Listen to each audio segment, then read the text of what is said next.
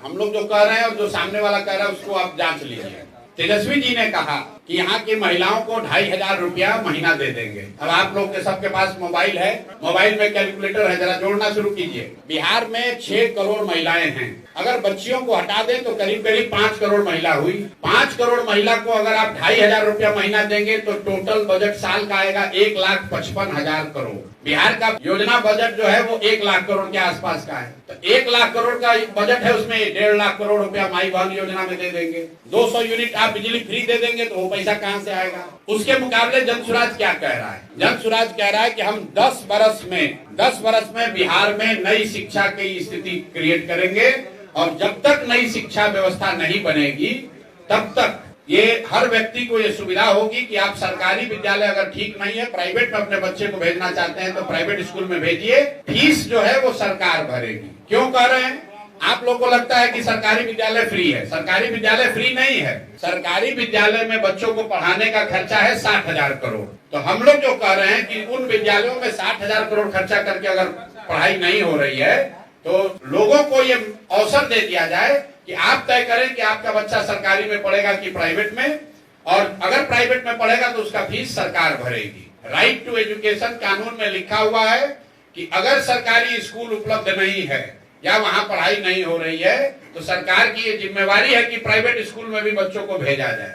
दूसरी बात हम लोग कह रहे हैं कि पलायन 1 साल में रोक देंगे। इसमें फ्री का कुछ काम नहीं है। ये कहा जा रहा है कि बिहार से जो पूंजी का पलायन हो रहा है हर साल 2.5 से 3 लाख करोड़ रुपया जो बैंक यहाँ से पैसा दूसरे राज्य में भेज रहे हैं, बिहार के लोगों का पैसा भेज रहे हैं, उस पूंजी के पलायन को रोककर बुद्धि का पलायन रोका जाएगा। और जिस दिन पूंजी और बुद्धि का पलायन रुका उस दिन श्रम का पलायन अपने आप रुक जाएगा। तीसरी बात हम लोग कह रहे हैं कि मनरेगा से किसानी को जोड़ा जाएगा। अभी मनरेगा का 60% पैसा दिल्ली में हम लोग सरेंडर कर रहे हैं। 100 रुपया बिहार को मिल सकता है तो पिछले वर्ष बिहार ने सिर्फ 39 रुपया ही लिया है। हम लोग ये कह रहे हैं कि किसानों को यहाँ पर मजदूर जो है वो मुफ्त दिया जाएगा। मनरेगा में जो काम करना चाहता है वो खेतों में काम करे, किसानों के साथ मिलकर काम करे, उससे मनरेगा का यूटिलाइजेशन बढ़ेगा, भ्रष्टाचार रुकेगा और बड़े पैमाने पर कृषक बेहतर खेती कर पाएंगे, खासकर नगदी फसलों की खेती कर पाएंगे। चौथी बात हम लोगों ने कही कि यहाँ घर घर रोजी रोजगार हो, उसके लिए 4% के ब्याज पर सरकारी गारंटी पर लोन मिलेगा। इसका टोटल खर्चा सरकार के बजट पर 5,000 से 6,000 करोड़ रुपए आएगा।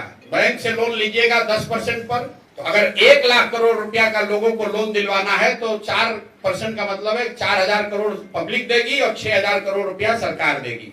तो 6,000 करोड़ रुपया के बजट में प्रावधान से लोगों को 1 लाख करोड़ रुपए का ऋण एडिशनल मिलने लगेगा।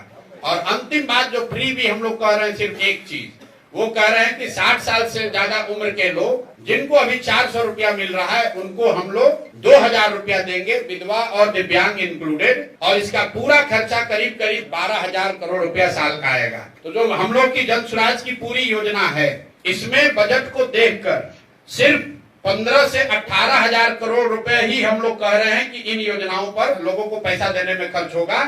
80,000 करोड़ जो पैसा है उसको हम लोग चाहते हैं कि यहाँ की व्यवस्था, इंफ्रास्ट्रक्चर और बेहतर बिहार को बेहतर बनाने में खर्च हो। ऐसा नहीं कि 1 लाख करोड़ का बजट है और हम वादा कर रहे हैं 3 लाख करोड़ का। 1 लाख करोड़ का अगर बजट उपलब्ध है, क्योंकि 3 लाख करोड़ का बजट है लेकिन सरकार के पास खर्च करने के लिए 1 लाख करोड़ रुपया ही उपलब्ध है, क्योंकि 2 लाख करोड़ रुपया तो इंटरेस्ट और सैलरी वगैरह में जाता है। तो 1 लाख करोड़ की बजट में हम लोग सिर्फ 15,000 करोड़ रुपए की बात कर रहे हैं। सामने से तेजस्वी जी क्या कर रहे हैं कि 1 लाख करोड़ का बजट है, 2 लाख करोड़ रुपया वो फ्री में दे देंगे। तो आप तय कर लीजिए, बिहार की जनता तय कर लीजिए कि कौन सोच समझ कर बोल रहा है और कौन बिना जाने समझे बोल रहा है।